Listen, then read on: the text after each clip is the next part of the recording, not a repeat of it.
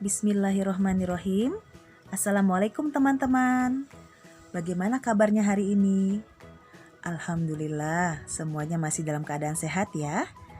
Meskipun dalam berpuasa, kita masih harus tetap semangat ya, belajar dari rumahnya.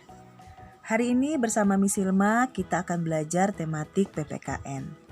Tema 8, subtema 3 tentang perilaku baik sesuai pengamalan sila ketiga, 4, dan 5. Untuk membuka pelajaran hari ini, mari sama-sama kita membaca basmalah. Bismillahirrahmanirrahim. Minggu lalu, kita sudah membahas perilaku baik sesuai pengamalan sila pertama dan kedua. Sekarang kita lanjut ya, membahas sila ketiga dulu. Sila ketiga berbunyi Persatuan Indonesia, dilambangkan dengan gambar pohon beringin. Pohon beringin ini memiliki akar tunggal panjang yang menunjang pohon besar ini tumbuh. Akar ini tumbuh sampai ke dalam tanah dan menggambarkan kesatuan dan persatuan. Contoh perilaku baik yang bisa kita lihat dalam kehidupan sehari-hari sesuai dengan sila ketiga seperti 1. Belajar bersama. Belajar bersama bisa kita lakukan di dalam kelas.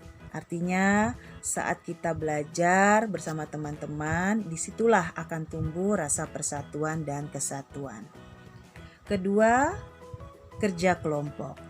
Kerja kelompok bisa dilakukan lebih dari satu orang, sehingga pekerjaan yang berat akan terasa ringan jika kita lakukan bersama-sama. Ketiga, kerja bakti bersama keluarga.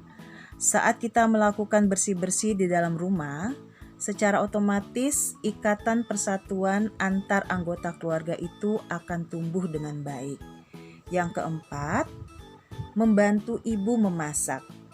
Saat kita melihat ibu kerepotan memasak, kita bisa membantu ibu sehingga pekerjaan ibu yang berat tadi terasa ringan jika kita lakukan bersama-sama. Banyak lagi contoh perilaku baik yang bisa kalian cari dalam kehidupan sehari-hari. Lalu kita lanjut ke sila 4. Sila 4 berbunyi kerakyatan yang dipimpin oleh hikmat kebijaksanaan dalam permusyawaratan perwakilan. Dilambangkan dengan gambar kepala banteng. Lambang kepala banteng dijadikan sebagai dasar pada sila keempat. Sebagaimana manusia dalam mengambil keputusan haruslah dilakukan secara musyawarah, agar hasilnya bisa disepakati dan dimufakati. Apa saja contoh perilaku baik yang bisa kita lihat dalam kehidupan sehari-hari yang sesuai dengan sila keempat? Di sini Miss akan berikan 4 contoh. Pertama, berdiskusi dengan teman saat belajar. Saat kita mengalami kesulitan pada suatu materi, teman kita membantu untuk menyelesaikannya secara bersama. Akhirnya, kita bisa sama-sama memahami materi tersebut. Yang kedua, memilih ketua kelas dengan adil. Artinya, saat kita ingin mencari seorang pemimpin kelas atau ketua kelas, haruslah dilakukan dengan cara musyawarah dan semua orang diminta untuk berpendapat masing-masing. Yang ketiga, pembagian tugas dalam piket kelas. Saat kita melakukan piket kelas, kita harus sudah tahu bagian-bagian atau tugas masing-masing saat mengerjakan piket kelas, sehingga tidak saling bertengkar. Yang keempat, bersama keluarga bermusyawarah menentukan tempat liburan. Bisa juga kita melakukan musyawarah dalam keluarga. Saat kita mau memilih tempat liburan, setiap anggota keluarga bisa diminta pendapatnya masing-masing sehingga hasilnya bisa disepakati pada akhirnya. Nah, itulah contoh perilaku baik yang sesuai dengan sila keempat dalam kehidupan sehari-hari. Terakhir, sila kelima. Sila kelima berbunyi keadilan sosial bagi seluruh rakyat Indonesia. Dilambangkan dengan gambar padi dan kapas. Padi dan kapas digunakan karena merupakan kebutuhan dasar setiap manusia, yakni pangan dan sandang sebagai syarat utama untuk mencapai kemakmuran yang merupakan tujuan utama bagi sila kelima. Contoh perilaku baik yang bisa kita lihat dalam kehidupan sehari-hari dari sila kelima ini adalah 1. Tidak pilih kasih dalam berteman.